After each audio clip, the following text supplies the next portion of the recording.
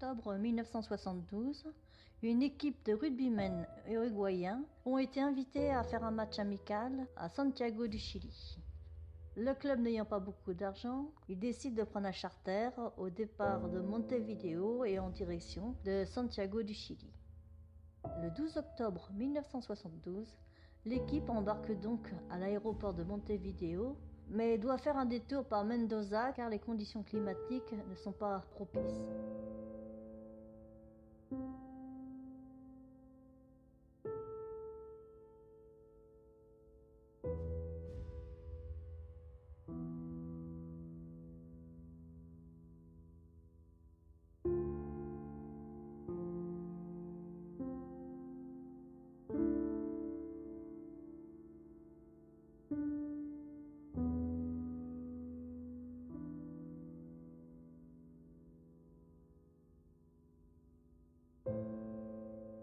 L'avion décolle de Mendoza à 15h et longe la cordillère des Andes côté argentin. Puis il vire vers le col du Planchon. À 15h24, le pilote annonce qu'il a passé Coico et qu'il se dirige vers Santiago du Chili. Cependant, il commet une erreur de pilotage. Il faut 11 minutes pour traverser la cordillère des Andes. Il aurait dû passer au-dessus de Coico à 15h33 et non à 15h24. L'avion fonce droit vers les turbulences et les hauts sommets.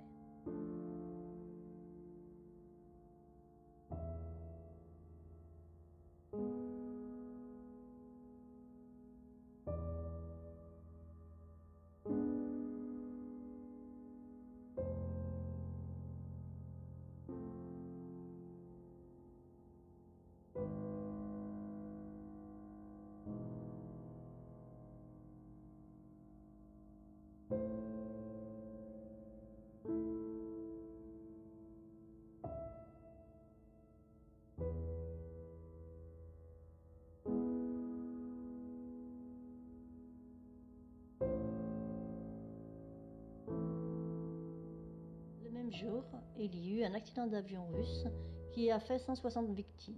La presse a beaucoup parlé d'eux et peu de l'équipe de rugby. Cependant, petit à petit, les journaux en parlèrent. De plus, dans l'avion, il y avait 2 neveux du président uruguayen et le fils d'un célèbre peintre, Carlos Paez. Grâce à union des 3 pays, le Chili, l'Argentine et l'Uruguay, les recherches furent lancées assez rapidement, mais à cause de la météo, elles ne purent durer très longtemps.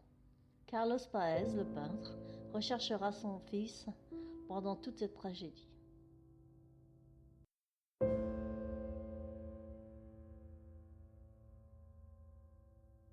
Le 29 octobre, en pleine nuit, les rescapés subirent une grosse avalanche. La neige s'encastra dans l'avion. Il y aura 8 nouvelles victimes à cause de cette avalanche. Les personnes encore vivantes sont enfermées dans l'avion recouvert de neige. Fernando Parrado trouvera une tige et parviendra à creuser un petit tunnel qui permettra aux gens de respirer et ensuite, petit à petit, de sortir de l'avion.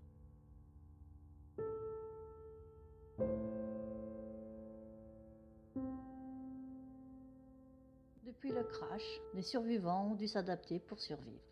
Certains ont inventé un convertisseur de neige qui leur permettait d'avoir de l'eau.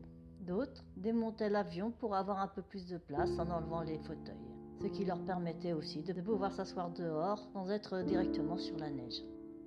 Il y eut aussi plusieurs expéditions afin de comprendre où ils étaient et aussi tester leur capacité physique et mentale. Un autre jour, ils découvrirent la queue de l'avion. Dedans, il y avait des valises avec des cigarettes, du chocolat, des vêtements et aussi des batteries. De retour dans le fuselage, ils essayèrent de connecter la batterie à la radio afin de pouvoir communiquer. Ils ont demandé à Roy Harley, qui s'y connaissait un petit peu, de le faire, mais cela fut impossible. Un autre jour, les rescapés ont eu l'idée de mettre les valises dans la neige afin d'être vus. En effet, pendant les recherches, les sauveteurs ne pouvaient pas distinguer l'avion qui était blanc comme la neige.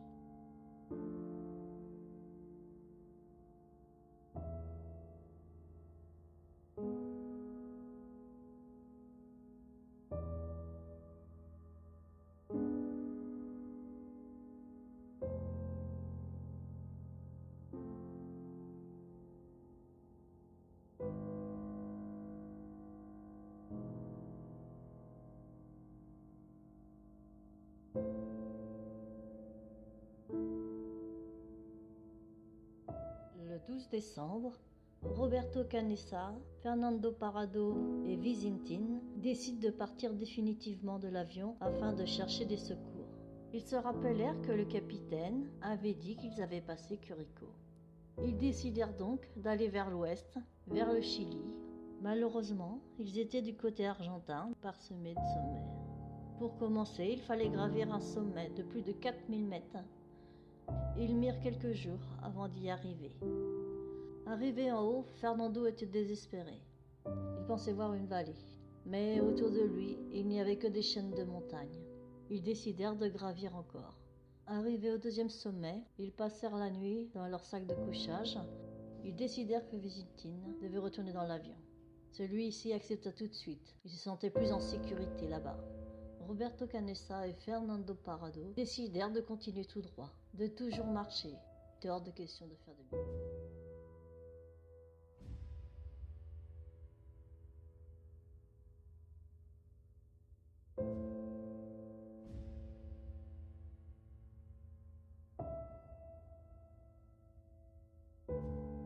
En haut du sommet, Roberto Canessa eut l'impression de voir une route. Fernando lui dit que c'était pas possible. Roberto apprendra plus tard qu'il y avait vraiment une route. Ils décidèrent de descendre, quoi qu'il arrive, en se disant qu'ils trouveront bien une vallée. Ils marchèrent des jours, puis soudain, ils virent un torrent et un peu de verdure. Ils décidèrent de longer la rivière jusqu'à temps de trouver un être humain. Le 10e jour, alors qu'ils étaient à bout de force, Roberto Canessa vit une personne sur un cheval. Ils apprendront plus tard qu'il s'appelait Sergio Catalan. Il était trop fatigué pour se lever. C'est donc Fernando qui lui a parlé. Chacun était de son côté de la rivière. Le cavalier partit. Ils passèrent la nuit au même endroit. Le lendemain, le cavalier est revenu avec un papier, un crayon, et il entoura tout ça autour d'une pierre qu'il ficela et le lança de l'autre côté de la rivière à Fernando. Celui-ci écrivit sa situation, ainsi que celle de tous ses amis dans l'avion. Voici le message. Je viens d'un avion qui est tombé dans les montagnes. Je suis uruguayen. Cela fait 10 jours que nous marchons. J'ai un ami là-bas qui est blessé. Avec l'avion, il y a 14 blessés. Nous devons rapidement sortir d'ici, mais nous ne savons pas comment. Nous sommes faibles. Quand va-t-on venir nous chercher? S'il vous plaît, nous ne pouvons plus marcher. Où sommes-nous? Sergio repartit en leur disant de ne pas bouger.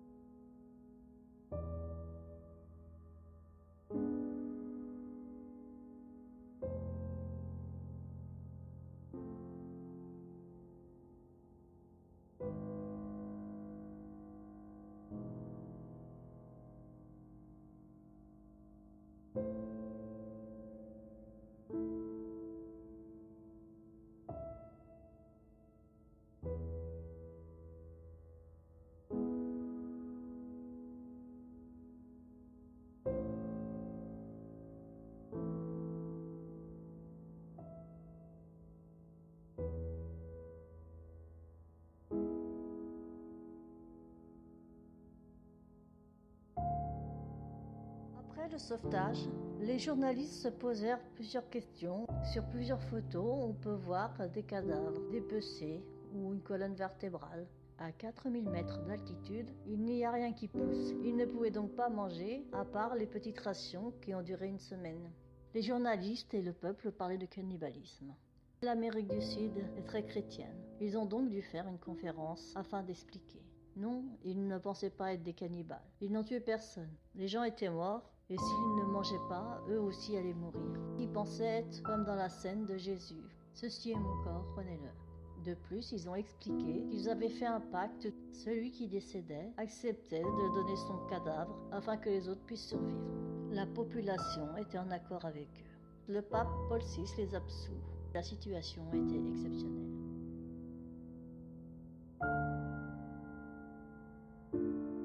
En France, ils passèrent dans une émission, Les Dossiers de l'écran. 98% des téléspectateurs étaient en accord avec leur geste.